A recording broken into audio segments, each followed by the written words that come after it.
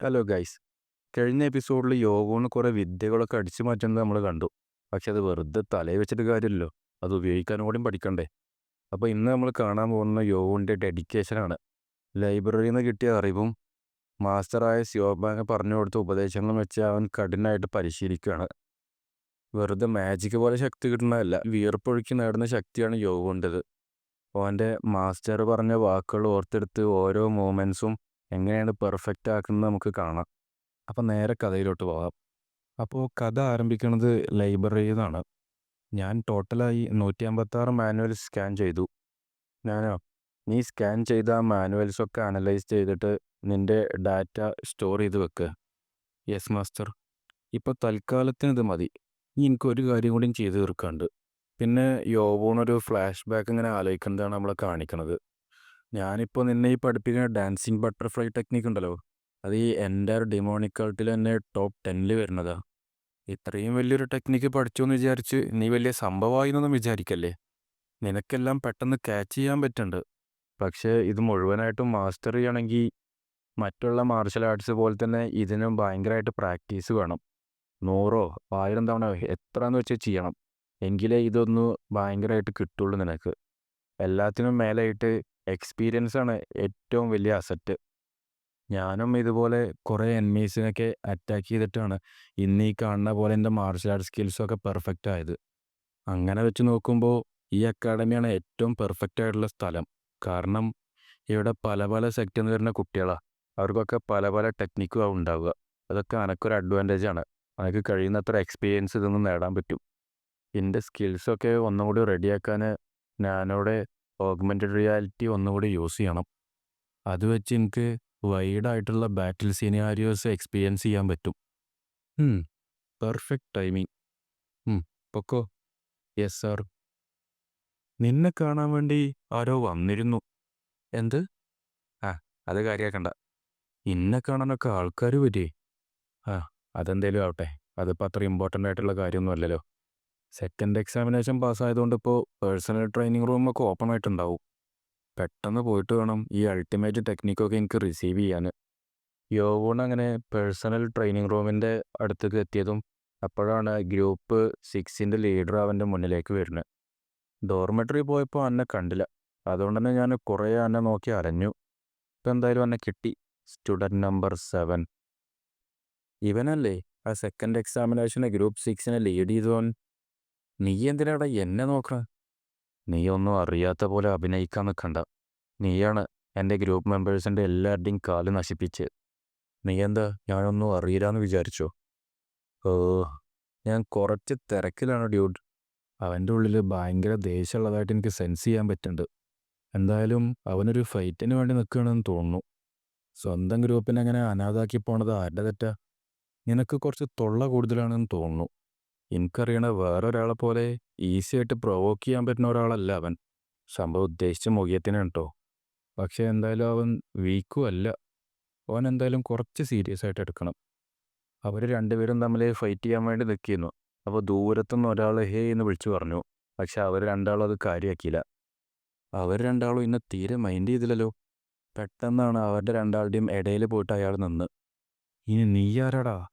ഇത് സേബർ സെക്ടത്തെ യൂച്ചാനല്ലേ? നിങ്ങൾ ഇവിടെ ഫോക്കസ് ആയിട്ട് നിൽക്കുമായിരുന്നല്ലേ? ഓ, നിങ്ങൾ രണ്ടാളും സെക്കൻഡ് എക്സാമിനേഷൻ പാസ്സാക്കിയതാണല്ലോ അല്ലേ? അപ്പോൾ ഇതുണ്ടാവും. നിങ്ങളുടെ ഇടയിൽ കയറി ഒന്ന് ക്ഷമിക്കണം. ഞാൻ കുറച്ച് അധികം നേരമായിട്ട് കാത്തിരിക്കുകയായിരുന്നു. കുറച്ച് നേരത്തെ ഞാൻ യോഗൂണിനെ ഒന്ന് കൊണ്ടുപോകുന്നുണ്ട്. കൂടുതൽ സമയമൊന്നും എടുക്കൂല. എനിക്ക് അവൻ്റെ അടുത്ത് കുറച്ച് കാര്യങ്ങൾ ചർച്ച ചെയ്യാണ്ട്. മൈനർ പ്രീസ്റ്റ്ഹുഡിൻ്റെ യങ്ങിലോട് ഒരു സാധാ സ്റ്റുഡൻറ്റിനെ വണങ്ങേ. നീ കുറച്ച് നേരം കൂടി കാത്തിരിക്കേണ്ടി വരും. ഞാൻ ഇന്നത്തെ ദിവസം മുഴുവനായിട്ട് ഇവൻ അന്വേഷിച്ചുകൊണ്ട് നടക്കുകയായിരുന്നു. ഇനി എന്നെ വെറുതെ ദേഷ്യം പിടിപ്പിക്കാൻ നിൽക്കല്ലേ. ഇവിടുന്ന് മാറിപ്പോവാൻ നോക്ക്. അങ്ങനെയാണെങ്കിൽ ഇനിയിപ്പോൾ നമ്മൾ എന്താ ചെയ്യുക?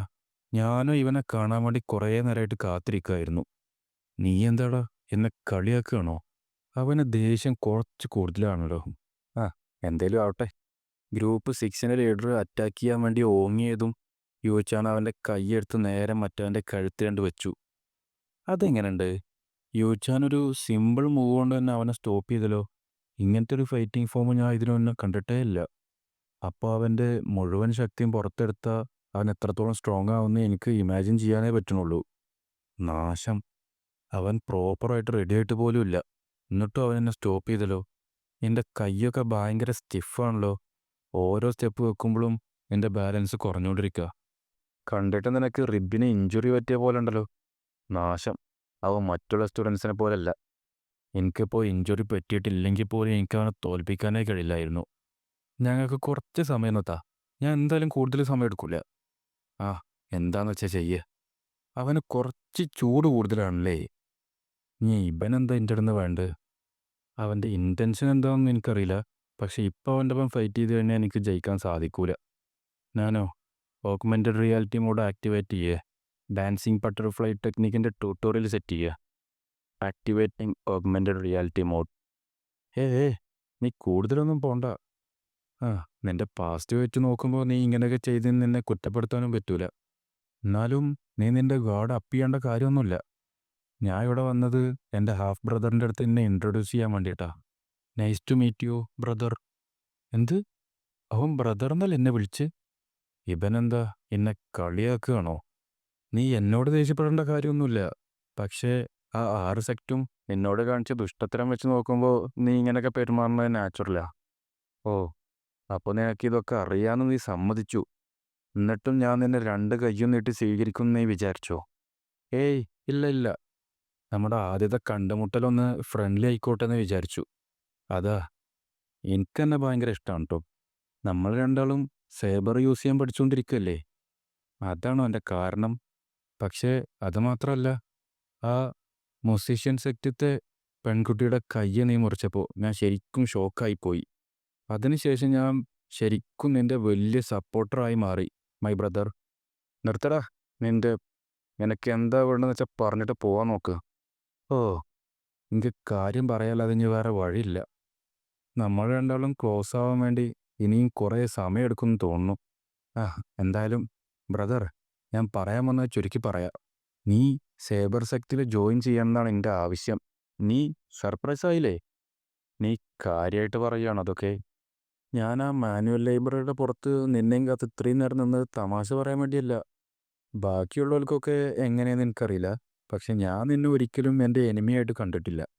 നീ സേബർ സെക്റ്റിൽ ജോയിൻ ചെയ്തിട്ട് എൻ്റെ ഒപ്പം തന്നെ ഉണ്ടാവണമെന്നാണ് എൻ്റെ ആവശ്യം. മൈനർ പ്രിസൂട്ട് ഒന്ന് മാറാൻ വേണ്ടിയിട്ട് ഇങ്ങനെയാണോ നീ എന്നോട് പറയണേ? ഓ, നീ അത് അങ്ങനെയാണോ വിചാരിച്ചേ? ഞാൻ ഉദ്ദേശിച്ചത് അതല്ല. മൈനർ പ്രിസ്റ്യൂട്ട് എന്തായാലും നിനക്ക് കിട്ടാൻ പോകുന്നില്ല. നീ അത് അങ്ങനെയാണല്ലേ വിചാരിച്ച്? ആ, നീ വിചാരിച്ച എന്തായാലും ശരി തന്നെയാണ്. സേബർ ടെക്നിക്ക് ഇനി നീ പഠിച്ചുകൊണ്ടിരുന്നാൽ എപ്പോഴെങ്കിലും ഒരിക്കലും നമ്മൾ രണ്ടാളും നേർക്കുനേർ വരും. പക്ഷെ അതിനെന്തായാലും നീ തയ്യാറല്ലാന്ന് എനിക്കറിയാം. കാരണം എന്താണെന്ന് വെച്ചാൽ നിൻ്റെ ഏറ്റവും വലിയ സപ്പോർട്ടർ ഞാനാ. നേരെ മറിച്ച് നമ്മൾ രണ്ടാളും ഒരുമിച്ച് നടന്നാൽ ഫ്യൂച്ചറിൽ സന്തോഷം മാത്രമേ ഉണ്ടാവുള്ളൂ. കേൾക്കാൻ ഒരു സുഖമൊക്കെ അത്. ഓ, അപ്പോൾ അവൻ വിചാരിക്കണത് ഞാൻ അവനൊരു എതിരാളിയേ അല്ല എന്നാ. ഞാൻ എന്തായാലും ജോയിൻ ചെയ്യാനില്ല. എന്ത്? പകരം ഞാൻ നിനക്കൊരു ഓഫർ തരാം. ഞാൻ എന്തായാലും നിൻ്റെ സൈഡിൽ വരുക. അതുകൊണ്ട് ഒരിക്കൽ പോലും നീ എൻ്റെ വഴി തടസ്സപ്പെടുത്താൻ വരരുത്. ഞാൻ ഈ പറഞ്ഞ കാര്യം നീ എത്രത്തോളം കാലം ചെയ്യണോ അത്രത്തോളം കാലം നിന്നെ ഞാൻ ജീവിക്കാൻ അനുവദിക്കും. ഇത് കേട്ട് യോജിച്ചാനാണെങ്കിൽ ഭയങ്കരമായിട്ട് ദേഷ്യം വരാൻ തുടങ്ങി. എൻ്റെ റൈറ്റ് ആമിലൂടെ ഒരു പവർഫുൾ ഫോഴ്സ് വന്നുകൊണ്ട് നിൽക്കുന്നുണ്ട്. ഡാൻസിങ് ബട്ടർഫ്ലൈ ടെക്നിക്ക് ഉപയോഗിച്ച് അതൊന്ന് ഡോഡ്ജ് ചെയ്യാൻ വേണ്ടി റെഡിയായി നിന്നോ. ഓ, അപ്പോൾ തുടങ്ങിയില്ലേ. യോവൂണാണെങ്കിൽ ഫൈറ്റ് ചെയ്യാൻ വേണ്ടി റെഡിയായി നിന്നതും യൂച്ചാൻ ഭയങ്കരമായിട്ടാണ് ഞെട്ടിപ്പോയി. എന്നിട്ട് പിന്നെ ഒന്നുമില്ലാത്ത പോലെ അഭിനയിക്കാൻ തുടങ്ങി. ആ റൈറ്റ് ആമിലൂടെ വന്ന പവർഫുൾ എനർജി ഇപ്പോൾ പോയി. എനിമിക്കിപ്പോൾ അറ്റാക്ക് ചെയ്യാനുള്ള ഇൻറ്റൻഷൻ ഇല്ല. എനിക്കത് കേട്ടപ്പോൾ പെട്ടെന്ന് ദേഷ്യം വന്നു. പക്ഷെ ഇപ്പം എന്തായാലും അത് ആലോചിക്കുമ്പോൾ ചിരി വരിക. നീ എൻ്റെ വഴി തടസ്സപ്പെടുത്താൻ വരരുത്. ഇതെന്തായാലും കൊള്ളായിരുന്നു കേട്ടോ. ഞാൻ സമ്മതിച്ചു. അവനെന്തായാലും പുറത്ത് മാത്രമേ ഈ ചിരിയുള്ളൂ എന്നുള്ളത് ഉറപ്പാ. അതൊക്കെ വെറുതെ ആയി. ആ, നമ്മൾ രണ്ടാളും എന്തായാലും സെയിം പാത്തിലൂടെയാണ് പോണെങ്കിൽ ഒരിക്കലും എന്തായാലും കണ്ടുമുട്ടേണ്ടി വരും. പെട്ടെന്ന് അവൻ്റെ കയ്യിലൂടെ എനർജി വരുത്താൻ തുടങ്ങി. ഞാനോ യോവൂണിന് മുന്നറിയിപ്പ് കൊടുത്തു. എന്നിട്ട് നിലത്ത് ഒറ്റ വെട്ടായിരുന്നു. അവിടെ 2ആയി പിളർന്നു. അതാണോ സേബർ എനർജി? എൻ്റെ ജീവന് ഭീഷണിയാവുന്നതിന് മുന്നേ നിനക്ക് ഇനിയും കുറേ ദൂരം പോവാണ്ട്. അവൻ്റെ കയ്യിലൂടെ തന്നെ സേബർ എനർജി റിലീസ് ചെയ്തെങ്കിൽ അതിനർത്ഥം ഓൾറെഡി അവൻ ഫുൾ പൊട്ടൻഷ്യലിനെത്തിയെന്നാ. മൈനർ പ്രീസ്റ്റ് ഹുഡിൽ ഇവനെയും ഷാഡോ സെക്റ്റത്തെ മുയോണിനെയാണ് തോൽപ്പിക്കേണ്ടതെന്നൊരു റൂമർ ഉണ്ടായിരുന്നു. ഇങ്ങനെയാണെങ്കിൽ അതിൽ അത്ഭുതപ്പെടാനൊന്നുമില്ല. ഇവൻ എന്നെക്കാളും സ്ട്രോങ്ങർ ആണെന്ന് കാണിക്കാൻ വേണ്ടിയിട്ടാണോ ഇതിപ്പോൾ ചെയ്ത്? ആ, എന്നാൽ നമുക്കിനി പിന്നെ കാണാം. ആ മുഖിയത്തിനൊന്ന് ഇടിക്കുകയും വോൺലിയോനൊന്ന് അക്കാഡമിയിൽ നിന്ന് പുറത്താക്കുകയും ചെയ്തപ്പോഴത്തേനും ഞാൻ വിചാരിച്ചു ഞാൻ ഇവർക്കൊക്കെ ഈക്വൽ ആയിരിക്കുന്നു. ആവേശം വേണ്ട യോവും. നിന്റെ ലക്ഷ്യം അവരുടെ ഒപ്പെത്തുക എന്നല്ല, അവരുടെ മേലെ കയറി അവരെ ഭരിക്കുക എന്നുള്ളതാ. ഛേ, നാശം. അവൻ എൻ്റെ അറ്റാക്ക് മുൻകൂട്ടി കണ്ടു. ഒറ്റ വീശലിന് അവൻ്റെ റൈറ്റ് ആം കട്ട് ചെയ്യാൻ വേണ്ടി റെഡിയായിട്ട് നിൽക്കുന്നു ഞാൻ. പക്ഷെ ഞാൻ എൻ്റെ സേബർ പുറത്തെടുക്കുന്ന മുന്നേ തന്നെ അവൻ അതൊന്ന് മാറി. മറ്റുള്ളവരെ വെച്ച് നോക്കുമ്പോൾ ഇവൻ കുറച്ച് ഡിഫറൻറ്റാ. പിന്നെടാ, ഒരു ഇമ്പോർട്ടൻ്റ് കാര്യം പറയാൻ കേട്ടോ. ഞാൻ ഇന്ന് രാവിലെ പത്രം നോക്കിയപ്പോഴാണ് കണ്ടത്, മാൻവ അസെൻഷനെ സബ്സ്ക്രൈബ് ചെയ്ത് കഴിഞ്ഞാൽ ഒരു ബിരിയാണി കിട്ടുമെന്ന് പറഞ്ഞിട്ട് കണ്ടു. നിങ്ങളോടുത്തെ പത്രത്തിലൊക്കെ ഉണ്ടായിരുന്നത്? എന്തായാലും എൻ്റെ വീട്ടിലത്തെ പത്രത്തിൽ ഞാനത് കണ്ടു കേട്ടോ. നീ ഞങ്ങൾക്ക് ബിരിയാണി വേണ്ട, മന്തിയാണ് വേണ്ടതെന്ന് പറയണമല്ലോ. അവർക്ക് മന്തി കിട്ടുമെന്നും പത്രത്തിൽ കണ്ടു കേട്ടോ. ഞാൻ എന്തായാലും ഒരു സബ്സ്ക്രൈബ് ചെയ്ത് കൊണ്ടോ. ചിലപ്പോൾ ഇനി ബിരിയാണി കിട്ടിയാലോ. നിങ്ങളൊന്ന് സബ്സ്ക്രൈബ് ചെയ്തോളാം. ആ, നമുക്ക് നേരെ കഥയിലോട്ട് തിരിച്ചു വരാം. പിന്നെ നമ്മളെ കാണിക്കണത് പേഴ്സണൽ ട്രെയിനിങ് റൂമാണ്. ഓ, അപ്പോൾ ഇതാണല്ലേ പേഴ്സണൽ ട്രെയിനിങ് റൂം. ഇത് ജസ്റ്റ് ഒരു 7 അടി വരുന്ന ഒരു സ്ക്വയർ റൂമല്ലേ. എന്തായാലും കൂടുതൽ ഫൈറ്റിംഗ് ഫോം പെർഫോം ചെയ്യാൻ ഈ റൂം പോരാ. ചുമരിനൊക്കെ നല്ല കട്ടിയുണ്ടല്ലോ. അറ്റ്ലീസ്റ്റ് അതിനെങ്കിലും കട്ടിയുണ്ടല്ലോ. പ്രാക്ടീസ് ചെയ്യുമ്പോൾ ഒന്നും ആരും ശല്യപ്പെടുത്തൂല. ഞാനോ activate augmented reality mode. Second ഫ്ലോറത്തെ സഫയർ സ്റ്റോണിന് സ്കാൻ ചെയ്ത ഫോംസൊക്കെ റീക്രിയേറ്റ് ചെയ്യേ. Recreating scanned forms in order. First ഫ്ലോറത്തിനേക്കാളിലും ഭയങ്കര ബുദ്ധിമുട്ടാണല്ലോ ഇത്. ഡാൻസിങ് ബട്ടർഫ്ലൈ ടെക്നിക്ക് മുഴുവൻ എടുത്താൽ പോലും ഇതിത്തെ ഒരു ഫോമിനെ പോലും സ്റ്റോപ്പ് ചെയ്യാൻ പറ്റൂല. ഈ ഫൈറ്റിംഗ് ഫോമൊക്കെ സ്റ്റോപ്പ് ചെയ്യാൻ പറ്റിയ ആരെങ്കിലും ഉണ്ടോ ഇവിടെ? Recreating scanned forms of other blade. പിന്നെ നമുക്ക് രണ്ടാമത്തെ അവതാറിൻ്റെ ഫൈറ്റിംഗ് ഫോംസൊക്കെ ഓർഡറിൽ ഇങ്ങനെ കാണിച്ചുകൊണ്ടിരിക്കുക. ഇത് വേറെ ലെവലാണല്ലോ. ഇപ്പം എനിക്ക് ഓരോ ഫൈറ്റിംഗ് ഫോമും നല്ല രീതിക്ക് കാണാൻ പറ്റുന്നുണ്ട്. ഫസ്റ്റത്തത് ഭയങ്കര സ്റ്റിഫും ഓക്വേർഡും ആയിട്ടുള്ളൊരു ഫോമാണ്. പക്ഷേ 56ാമത്തെ ഫോമൊക്കെ എത്തിയപ്പോഴത്തേന് അത് നല്ല രീതിക്ക് പോളിഷ് ചെയ്തൊരു പെർഫെക്റ്റ് ഫോമായി മാറിയിട്ടുണ്ട്. ഞാനോ ആദ്യത്തെ അവതാർ രണ്ടാമത്തെ അവതാറുമായിട്ട് ഫൈറ്റ് ചെയ്യണമെന്ന് കാണിക്കുക. പിന്നെ നമുക്ക് ആ 2 അവതാറും തമ്മിലുള്ള ഫൈറ്റ് കാണിച്ചു തരികയാണ്. അതിൽ അവസാനത്തേക്ക് എത്തിയപ്പോഴത്തേന് രണ്ടാമത്തെ അവതാർ ആദ്യത്തെ അവതാറിൻ്റെ തലനായിട്ട് വെട്ടിമാറ്റി. ഇത് ഞാൻ ഫസ്റ്റത്തെ ഫ്ലോറിൽ കണ്ട പോലെ തന്നെയാണ്. ഫസ്റ്റത്തെ ഫൈറ്റിംഗ് ഫോമിനെ സിമ്പിളായിട്ട് തന്നെ സെക്കൻഡ് ഫൈറ്റിംഗ് ഫോം തടസ്സപ്പെടുത്തുന്നുണ്ട്. അങ്ങനെയാണെങ്കിൽ ഞാൻ ഈ അൾട്ടിമേറ്റ് ടെക്നിക്കും ഡാൻസിങ് ബട്ടർഫ്ലൈ ടെക്നിക്കും പാടെ മിക്സ് ചെയ്താലോ? ഞാൻ തന്നെ ഒന്ന് ട്രൈ ചെയ്ത് നോക്കട്ടെ. ഡാൻസിങ് ബട്ടർഫ്ലൈ ടെക്നിക്ക് വെച്ചിട്ട് ഈ ടെക്നിക്കിനെ തടസ്സപ്പെടുത്താൻ എന്തെങ്കിലുമൊക്കെ ഒരു വഴി ഉണ്ടാവും. പിന്നീട് നമ്മളെ കാണിക്കുന്നത് യോവോൻ്റെ മൈൻഡിൽ യോവോൺ തന്നെ അങ്ങോട്ടും ഇങ്ങോട്ടും ഫൈറ്റ് ചെയ്തുകൊണ്ട് നിൽക്കുകയാണ്. അതും ഭയങ്കരമായിട്ട് അങ്ങോട്ടും ഇങ്ങോട്ടും ഫൈറ്റ് ചെയ്തുകൊണ്ട് നിൽക്കുക. ഓ, എന്തപ്പം നടന്ന്? ഞാൻ ജസ്റ്റ് ആ ബാറ്റിൽ വീഡിയോ ഒന്ന് കണ്ടല്ലേ ഉള്ളൂ. ഞാൻ ഓവറായിട്ട് അതിൻ്റെ ഉള്ളിലോട്ട് പോയോ? എനിക്ക് ഭയങ്കരമായിട്ട് ശ്വാസം മുട്ടലും വിറയലും ഉള്ള പോലെ തോന്നുന്നു. എൻ്റെ ഇൻറ്റേർണൽ പവേഴ്സ് 30 വർഷം ട്രെയിൻ ചെയ്ത പോലെ ഉണ്ടായിരുന്നത്. പക്ഷേ ഇപ്പോൾ ഒരു 40 വർഷം കൂടെ കൂടിയ പോലെ തോന്നുന്നു. ഈ സിമുലേഷനിലൂടെ എനിക്ക് അവേക്കനിങ് എന്തെങ്കിലും ലഭിച്ചോ? എനിക്ക് വിശ്വസിക്കാൻ പോലും കഴിയണില്ല. ഞാനോടെ ഹെൽപ്പ് പോലും ഇല്ലാതെ എനിക്ക് അവേക്കനിങ് കിട്ടിയെന്നുള്ള കാര്യം ആലോചിക്കുമ്പോൾ.